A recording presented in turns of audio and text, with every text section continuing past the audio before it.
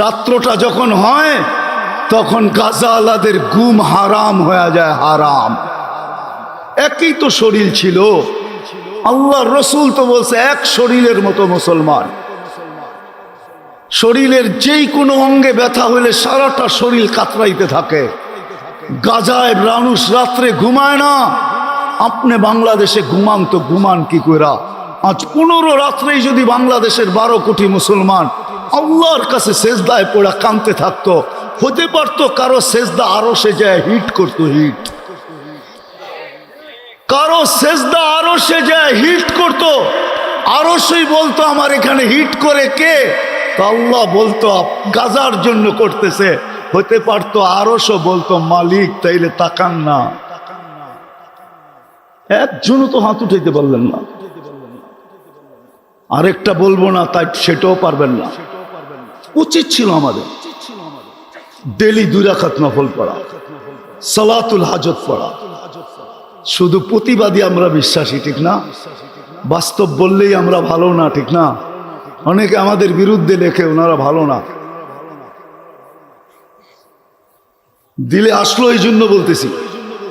কি উচিত ছিল না ছিল না? বলেন কি বলে? ওয়াস্তাইনু বিসসবরি ওয়াসসালাহ, কোরআনের হুকুম না হুকুম না? হ্যাঁ, উচিত ছিল।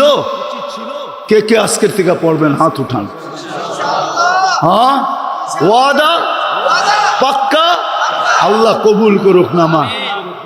উচিত ছিল আমাদের ডেলি 1 টাকা গাজার জন্য সদকা করা। আর সাদকাতু তারুদ্দুল বালা। মালিককে নামায় নিয়ে আসেন না, আপনি কতক্ষণ লড়বেন? খুলিকাল ইনসানু যায়ীফা ওয়া হুয়াল কাবিয়ুল আজিজ। শক্তিশালীকে নামায় নিয়ে আসেন না। 1 টাকা কয়জন সদকা করছি? উচিত ছিল ডেলি 1 টাকা সদকা করা। নিয়ত করেন 1 টাকা ডেলি গাজার নামে সদকা করেন। মনে হয় গাজীপুরের মানুষ আমাকে নতুন করে বুঝাইতে চাইতেছে, ঠিক না? দুনিয়া ঘুরা তো দেখা ফেললাম, আমরা তো অতিরঞ্জিত। কেন কেন মুসলমান আজকে এত নির্যাতিত? কেন এত রক্ত ঝরতেছে? আবাবিল শুধু আকাশে কেন ঘুরা বেড়াইতেছে? ওর পাঞ্জা এখনো তো আছে, ওর অস্তিত্ব তো এখনো আছে। ওই পাথরগুলো তো এখনো আছে যেগুলো হাতিয়ালার উপরে বর্ষিত হয়েছিল, যাদেরকে পাউডার বানায় দিছিলেন। ওই আবাবিল এখন আকাশে ঘুরে কেন? ওকে কি এই জন্য অস্তিত্ব যে আকাশে ঘুরা বেড়াবে? আমার বিবেক তো বলে আবাবিল এই জন্য অস্তিত্ব না।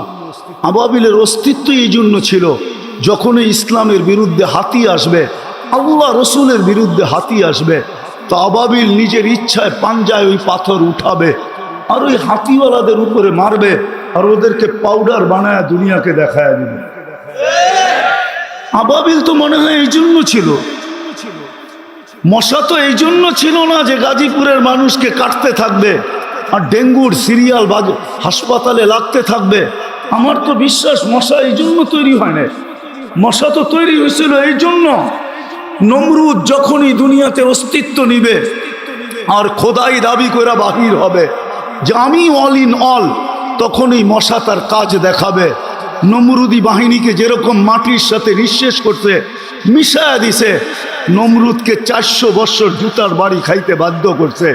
দুনিয়ার ইতিহাসে একটাই মশা পাওয়া যায় যার বয়স ছিল 400 বছর, যেটা নমরুদের নাকে ঢুকছিল, তাও ল্যাংরা। আমাদের তো ভালো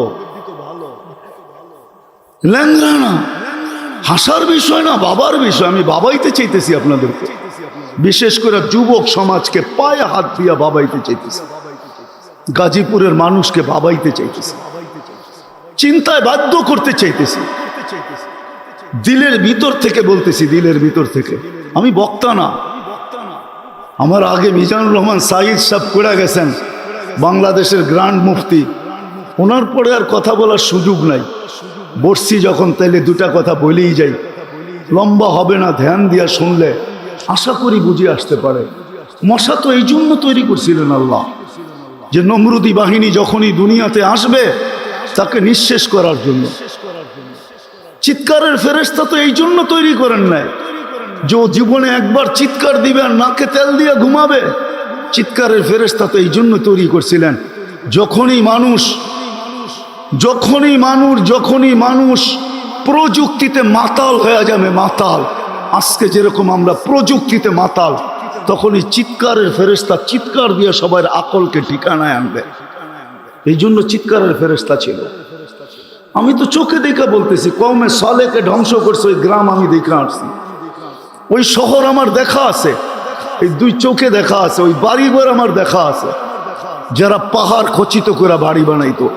বলতো জমিন তো পেশাব পায়খানার জন্য, চাষাবাদের জন্য, এটা থেকে বাস করার জন্য নাকি? ওরা পাহাড়ে বাস করতো, পাহাড়ে। এখনো রাখা আছে, অ্যাড্রেস নিয়ে যান আমার থেকে।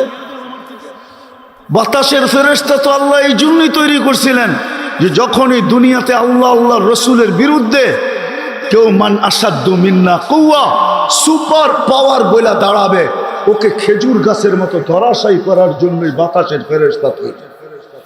120 ফিট লম্বা ছিল কমে আগ, মাথার ডাচা খুলি আমার এই দুই চোখে দেখা আছে, এই দুই চোখে এখনো রাখা আছে। যান আপনারা দেখা আসেন, আমার কাছে কিতাবি এলেম নাই, চোখে দেখা এলেম আছে। আমি দেখা আসছি, আপনারাও দেখা আসেন। 6 ফিটের মানুষ একটা এইদিকে দাঁড়াবে, একটা এইদিকে দাঁড়াবে, দুইজন দুইজনকে পরিপূর্ণ দেখবে না, ওই মাথার খুলির উপর দিয়া। এত বড় মাথার খুলি। বাতাসের ফেরেশতা তো এই জন্য বানাইছিলেন। পানি তো এই জন্য বানায় না যে প্রতি বছর আসবে আর বাংলাদেশকে ডুবায় থুয়ে চলে যাবে। পানি তো বানাইছিলেন আল্লাহ, যারা এগ্রিকালচারের নিশায় মাতাল হয়ে যাবে, আল্লাহ আল্লাহ রসুল থেকে দূরে সরা যাবে, পানি ওদেরকে জমিনের সাথে মিশায়া দিবে। এই জন্যই তো পানি বানাইছিলেন। নাইলে 600 কিলোমিটারের ড্যাম কওমে সাবার, যে এগ্রিকালচারের প্রশংসা আল্লাহ নিজে করেন, জান্নাতানি আন ইয়ামিন ওয়া জান্নাতানি আন শিমাল বালদাতুন তাইয়্যিবাতুন রব্বুন গফুর। আমি 4 বার গেছি ওইখানে, 4 বার। পানি তো ওদের জন্য তৈরি করছেন। আজকে কারণ কি? কারণ বলেই আমি শেষ করতেছি। কারণ কি আজকে? কেন মুসলমান এত লাঞ্ছিত, মুসলমান এত দীক্ষিত? বলার আগে আরেকটাও বলি, কোন সাজে আমরা সাজি নাই? বিজাতির কোন সাজটা বাকি আছে যেই সাজে আজকে মুসলমান সাজে নাই? কোন সাজ বাকি আছে? কয়েকজন হুজুরের কথা, হুজুর কয়জন পার্সেন্টেজে বাংলাদেশে? কয়জন? হুজুরের কথা বাদ দেন, তাবলীগালা দিনদার কয়জন? 1% না বাংলাদেশে। হুজুর কয়জন দুনিয়াতে? বাকি 99%ই তো আমরা ওদের সাজে সেজে গেলাম। ওদের মতো বিয়া, ওদের মতো শাদি, ওদের মতো খাওয়া, ওদের মতো 3 কোয়ার্টার, ওদের মতো হাফ কোয়ার্টার, ওদের মতো টি শার্ট, ওদের মতো জিন্সের প্যান্ট, ওদের মতো টাই, ওদের মতো চেহারা। সকাল হইতে দেরি, শেভ করতে দেরি করি না। সব রঙিন তো ওদের রঙে রঙলাম, কিন্তু তারপরও তো ওরা আমাদেরকে বুকে নেয় না, পিঠেই রাখে। আর কবে নিবে আপনাকে বুকে? মুসলমানও আমি নিয়ে যেতেছি জায়গায়, রব্বে কাবার কসম, যাকে আল্লাহ মুসলমানের ঘরে সদ ইচ্ছায় অস্তিত্ব দিচ্ছেন, সর্বশ্রেষ্ঠ নবীর উম্মত হিসাবে যাকে আল্লাহ নির্বাচিত করছেন, রব্বে কাবার কসম, যতই আমরা ওদের রঙে রঙ্গি না কেন, আমি দুনিয়া ঘুরা বলতেছি, ঘুরা। এই পোশাকেই তো দুনিয়া ঘুরি। একটা তো এটা তো হয় নাই। রব আলহামদুলিল্লাহ, সুম্মা আলহামদুলিল্লাহ, 99টা হয়ে গেছে। দোয়া করেন যেন সেঞ্চুরিও পুরা হয়। আমি তো ঘুরা বলতেছি, তোমরা আমাদেরকে মিডিয়া দিয়ে কি বুঝাবে? গুগল দিয়ে তোমরা আমাকে কি বুঝাবে? আমি তো চষতে চষতে চোখের পাওয়ার নষ্ট করে ফেলছি, পায়ের জুতা ক্ষয় করে ফেলছি। এই জন্য ভিতর থেকে বলতেছি, যতই আমরা রঙিন হই না কেন, রব্বে কাবার কসম, আল্লাহ বলে লা ইয়ানজুরু ইলা সুয়ারিকুম ওয়ালা ইলা আজসামিকুম।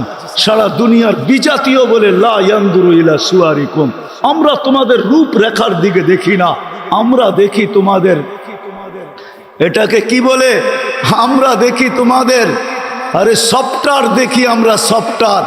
আমরা তোমাদের সফটওয়্যারে যা দেখি কে কে ধর্মের জায়গায় ইসলাম লেখা আসছো আমরা এটা দেখি। আমরা তোমাদের এই রূপরেখা দেখি না, যে তুমি আমার মতো শেভ করলে কিনা। আমি ফিলিস্তিনের বিরুদ্ধে যাইতেছি না। বসনিয়া আপনারা দেখেন নাই, গণহত্যা বসনিয়া হয়েছে, বসনিয়া আপনারা চোখে দেখেন নাই। আমি ফিলিস্তিনের বিরুদ্ধে যেতেছি না। ফিলিস্তিন আপনারা দেখেন নাই, আমি চোখে দেখছি। আপনারা দেখেন নাই, মিডিয়ায় দেখছেন ফিলিস্তিন, চোখে দেখেন নাই ফিলিস্তিন। আজকে মুসলমান কেন নির্যাতিত? রব্বে কাবার কসম, মুসলমান আজ যদি মুসলমান 3টা কাজ না করলো, আজকে যদি এই মজলিস থেকে যদি আমরা 3টা জিনিসের আপনি আর আমরা প্রতিবাদ করতেছি, আমি প্রতিবাদের বিরুদ্ধে না, গাজাওয়ালারা প্রতিরোধ করতেছে, ঠিক না? সত্য তো? আরে বলেন না, হা না না। আর আমরা কি করতেছি? কি করতেছি? এই মজমায় কয়জন আছে যেদিন থেকে গাজায় হামলা শুরু হয়েছে, যে আমি ডেলি 2 রাকাত নফল নামাজ সালাতুল হাজাত গাজা আলাদের জন্য পড়ছি, আর সেজদায় যাই আল্লাহর সামনে চোখের পানি জড়ায় বলছি, মালিক তুই জানিস আমি কোথায় আছি, তুই জানিস আমার ক্ষমতা কতটুকু আছে, আমি ওদের সঙ্গ কতটুকু দিতে পারবো। মালিক আমি তো যাইতেও পারবো না, সঙ্গ দিতে পারবো না, আমার হাত পাও বাঁধা, শুধু মুখটা খোলা, আমি প্রতিবাদ করতে পারি, কিন্তু মালিক আমি প্রতিবাদের সাথে সাথে 2 রাকাত সালাতুল হাজত পড়া তোর দুয়ারে আর্তনাদ করতেছি, মালিক তুই একটু মেহেরবানি করে নাই মাস। কয়জন হাত উঠাইতে পারবেন? প্রতিবাদী স্লোগান দিতে তো অনেক অভ্যস্ত, ঠিক না? বলেন কয়জন হাত উঠাইতে পারবেন? হুজুররা সহ বলেন। রাগ হয়ে গেলেন? হ্যাঁ, পায়ে হাত রাখি রাগ হইলে। রাগ হয়ে গেলেন? উচিত ছিল আমাদের ওই দিন থেকে, রাত্রটা যখন হয় তখন গাজাওয়ালাদের ঘুম হারাম হয়ে যায়, হারাম। একই তো শরীর ছিল, আল্লাহর রসুল তো বলছে এক শরীরের মতো মুসলমান। শরীরের যেই কোনো অঙ্গে ব্যথা হইলে সারাটা শরীর কাতরাইতে থাকে। গাজায় মানুষ রাত্রে ঘুমায় না, আপনি বাংলাদেশে ঘুমান তো ঘুমান কি কইরা? আজ 15 রাত্রেই যদি বাংলাদেশের 12 কোটি মুসলমান আল্লাহর কাছে সেজদায় পড়া কাঁদতে থাকতো, হতে পারতো কারো সেজদা আরো সে যায় হিট করতো, হিট, কারো সেজদা আরো সে যায় হিট করতো, আরো সেই বলতো আমার এখানে হিট করে কে? তো আল্লাহ বলতো গাজার জন্য করতেছে। হতে পারতো আরো সে বলতো মালিক তাইলে তাকান না। একজনও তো হাত উঠাইতে পারলেন না। আরেকটা বলবো না, তাই সেটাও পারবেন না। উচিত ছিল আমাদের ডেলি 2 রাকাত নফল পড়া, সালাতুল হাজত পড়া। শুধু প্রতিবাদী আমরা বিশ্বাসী, ঠিক না? বাস্তব বললেই আমরা ভালো না, ঠিক না? অনেকে আমাদের বিরুদ্ধে লেখে ওনারা ভালো না। দিলে আসলো এই জন্য বলতেছি। কি উচিত ছিল না ছিল না? বলেন কি বলে? ওয়াস্তাঈনু বিস-সাবরি ওয়াস-সালাহ, কোরআনের হুকুম না হুকুম না? হ্যাঁ, উচিত ছিল। কে কে আজকের থেকে পড়বেন? হাত উঠান। হ্যাঁ, ওয়াদা পাক্কা? আল্লাহ কবুল করুক নামা। উচিত ছিল আমাদের ডেলি 1 টাকা গাজার জন্য সদকা করা। আর সদকা তো তারুদ্দুল বালা। মালিককে নামায় নিয়ে আসেন না, আপনি কতক্ষণ লড়বেন? খুলিকাল ইনসানু যায়ীফা ওয়া হুয়াল কাবিয়ুল আজিজ। শক্তিশালীকে নামায় নিয়ে আসেন না। 1 টাকা কয়জন সদকা করছি? উচিত ছিল ডেলি 1 টাকা সদকা করা। নিয়ত করেন 1 টাকা ডেলি গাজার নামে সদকা করেন, যে আল্লাহ গাজার মুসলমানদের জন্য, ফিলিস্তিনের মুসলমানদের জন্য, সারা দুনিয়ার মুসলমানের জন্য 1 টাকা সদকা করলাম। রব্বে কাবার কসম, হতে পারে আপনার সদকা এতটুকু পাওয়ারফুল হবে যে এইখান থেকে উঠবে আর ইসরায়েলে যে অ্যাটম বোম হয়ে পড়বে। বিশ্বাস হয় না? না, মনে হয় না। কেন? ইতিহাস পড়ি না তো কোত্থেকে হবে? ইতিহাস যদি পড়তাম তাহলে বুঝতে পারতাম যে হ্যাঁ, কারো না কারো সদকা এরকম পাওয়ারফুল হইতে পারে যে এইখান থেকে উঠবে, 1 টাকা পটাকা উঠবে আর গাজায় যায় অ্যাটম বোম হয়ে পড়বে। সারা দুনিয়া তাক লেগে যাবে, এটা কই থেকে আসলো? কোন দেশের মানুষ কেস করছে 2020-এ করোনার বিরুদ্ধে? কে কেস করছে? হ্যাঁ করছে মনে হয়, হইতে পারে, মাঝে মাঝে মিডিয়ায় দেখি। আকল ছাড়া মানুষ, ঠিক না? নাম বললাম না, মাঝে মাঝে দেখি গরমের বিরুদ্ধে কেস করে। হ্যাঁ, ওরে নিয়ে গেলে মনে হয় পাপনাও রাখবো না, কইব আমাদের এখানে রুগীর একটা কোয়ালিটি আছে, এটা কোয়ালিটি ছাড়া রুগী, এটা চলবো না আমাদের, ঠিক না? ঠিক না? করোনার বিরুদ্ধে কে কেস করছে? যেটা বলতেছিলাম যে যাকে আল্লাহ মুসলমানের ঘরে সদ ইচ্ছায় অস্তিত্ব দিছে আর মুহাম্মদুর রাসূলুল্লাহর উম্মত বানাইছে। রব্বে কাবার কসম, কোরআন আমাকে বলে, আজকে হয়তো আমিও ভাবি মুসলমানের ঘরে জন্ম নিয়ে কি লাভ হইল, কিন্তু একদিন আসবে অবশ্যই যেদিন সারা দুনিয়ার কাফের জাহান্নামে যাওয়া মুসলমানদেরকে টিটকারি করবে, ব্যঙ্গ করবে যে ইসলাম তোমাদেরকে কি কাজে দিল। ওই দিন আল্লাহর রহমত যখন জোশে উঠবে আর আল্লাহ জিবরিল আলাইহিস সালামকে বলবে আখরিজ, যে সারা জীবন ধর্মের জায়গায় মুসলমান লিখতে লিখতে কবরে চলে আসছে, জীবনে কিছু থাকার না থাক ওকেও বাহির কর। যখন বাহির করবে তো সারা দুনিয়ার কাফের চিৎকার দিবে লাউ কুন্না মুসলিমিন, হায় আমরা যদি নামদারি মুসলমান হইতাম। ওই দিন বুঝে আসবে ইসলামের মজা। চিরদিনের জন্য দুজক থেকে বাহির হবে, চিরদিনের জন্য জান্নাতে যেয়ে ঢুকবে। আজকে যদিও নাকি আমরা ভাবি উম্মতে মুহাম্মদী হয়ে লাভ হইল কি, কিন্তু না, আজকে হয়তো বুঝে আসতেছেন। যদিও আল্লাহ বুঝানোর মতো নিদর্শন দিছেন যে দুনিয়া উম্মতে মুহাম্মদী সবার মাথায় তাজ পরায়া দিছি একটা, সেটা হলো ওয়ালাকাদ কাররামনা বনি আদম, মানুষ সৃষ্টির ভিতরে সেরা। উম্মতে মুহাম্মদী তোর মাথায় তাজ পরাইছি দুইটা। কুনতুম খায়রা উম্মাহ, এটা দ্বিতীয় তাজ। প্রথম তাজ তো হলো ওয়ালাকাদ কাররামনা বনি আদম, মানুষ সৃষ্টির সেরা। দ্বিতীয় তাজ হলো কুনতুম খায়রা উম্মাহ, এটা হলো দ্বিতীয় তাজ আমাদের মাথায় পড়ানো। যদিও উম্মত হওয়ার কারণে দুইবার আল্লাহর কুদরতি হাত লাগছে আমাদের গায়ে, একবার জন্মলগ্নে, একবার বাছাই করবে হুয়াজতাবাকুম, আল্লাহ আমাদেরকে বাছাই। যুবক জানো না তোমাকে উম্মতে মুহাম্মদীর অন্তর্ভুক্ত করার জন্য আমি তো আমারটা দিয়ে বুঝাইতে চাই। আমার মনে হয় লক্ষ কোটি মানুষকে আল্লাহ কুদরতি হাত দিয়া বাছাই করার পরে আমি যখন কুদরতি হাতে উঠছি তো আল্লাহ আমাকে উম্মতে মুহাম্মদীর অন্তর্ভুক্ত করার,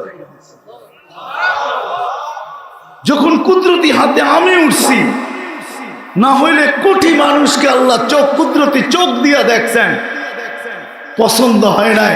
আমার উপরে যখন কুদরতের চোখ পড়ছে তো আল্লাহ কুদরতি হাত দিয়া মুহাম্মদ রাসূলুল্লাহ উম্মত বানায় রেখেছে। আজকে বুঝে আসতেছে না, কিয়ামতের মাঝে বুঝে আসবে। আজকে মুসলমান নির্যাতিত হওয়ার জন্য, নিষ্পেষিত হওয়ার জন্য সবচেয়ে বড় কারণ তিনটা, আর কিচ্ছু না। মুসলমান এখনো তওবা করে ফিরে নাই, যদিও বারবার সিগন্যাল দিতেছেন লিউযিকাহুম বাদাল্লাযী আমিলু লাআল্লাহুম ইয়ারজিউন, যদিও কোরআন চিৎকার দিতেছে মুসলমান তওবা কর, ফিরায়, কিন্তু মুসলমান এখনো ফিরতে চাইতেছে না। আমি আজকের এই মজমাকে বলবো, পায়ে হাত রাখা চলেন এই মজমা আজকে আমরা মনের থেকে আল্লাহর কাছে তওবা করি যে আল্লাহ আর আমাদের দিলে বিজাতির ভালোবাসাকে আমরা স্থান দিব না, বিজাতির ইশক মোহাব্বত ভালোবাসা আমরা আমাদের দিলের ভিতরে স্থান দিব না, বাহির করে দিলাম। আল্লাহ তওবা করতেছি, এতদিন আমরা আসক্ত ছিলাম, ওটার থেকে তওবা করলাম। রাজি তওবা করতে? হ্যাঁ, আল্লাহ কিন্তু প্রথম আকাশে এখন